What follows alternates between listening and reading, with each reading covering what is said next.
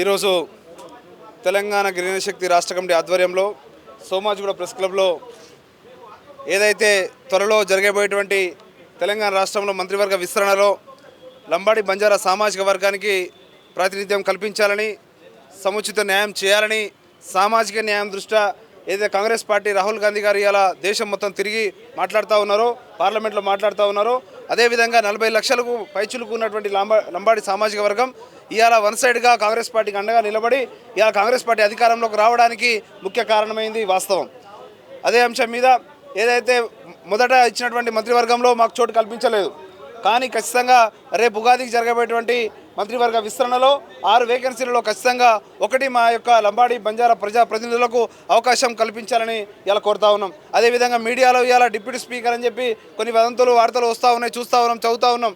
కానీ deputy speaker పైతో మాత్రం ఇలా లంబాడి సామాజిక వర్గం మాత్రం హ్యాపీగా లేని పరిస్థితి, ఇలా సాటిస్ఫై లేని పరిస్థితి ఇలా చూస్తూ ఉన్నాం. ఇప్పటికే గతంలో చాలాసార్లు కూడా మేము గతంలో రాహుల్ గాంధీ గారికి, అదేవిధంగా మల్లికార్జున్ ఖర్గే గారికి, కేసీ వేణుగోపాల్ గారికి ఇలా రిప్రజెంటేషన్ కూడా ఇవ్వడం జరిగింది. ఇంత పెద్ద సామాజిక వర్గము ఇవాళ తెలంగాణలో కాంగ్రెస్ పార్టీ రావడం కోసం పనిచేసినటువంటి ఇవాళ లంబాడి బంజారా బిడ్డలకు ఇవాళ రిప్రజెంటేషన్ లేకపోవడం చాలా బాధాకరము. ఖచ్చితంగా ఇక్కడ ఉన్నటువంటి ముఖ్యమంత్రి ఇవాళ రేవంత్ రెడ్డి గారికి, అదేవిధంగా ఉప ముఖ్యమంత్రి బట్టి విక్రమార్క గారికి, అదేవిధంగా పిసిసి అధ్యక్షులు మహేష్ కుమార్ గౌడ్ గారికి, అదేవిధంగా ఇన్ఛార్జ్ మీనాక్షి నటరాజన్ గారికి, అదేవిధంగా అధిష్టానానికి అందరూ కూడా రిక్వెస్ట్ చేస్తూ ఉన్నాము మా సామాజిక వర్గం తరఫున.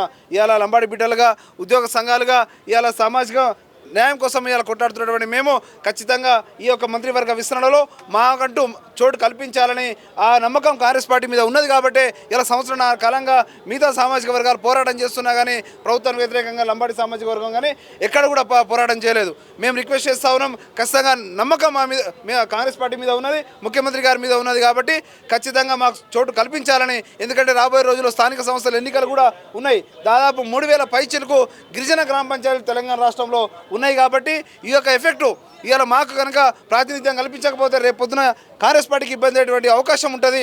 అది కూడా దృష్టిలో పెట్టుకొని ఖచ్చితంగా మాకు సామాజిక న్యాయంగా దృష్ట్యా మాకు సముచిత స్థానం కాంగ్రెస్ పార్టీ ఇవాళ మంత్రివర్గంలో కల్పించాలని ఖచ్చితంగా అని చెప్పి కోరుతా ఉన్నాం.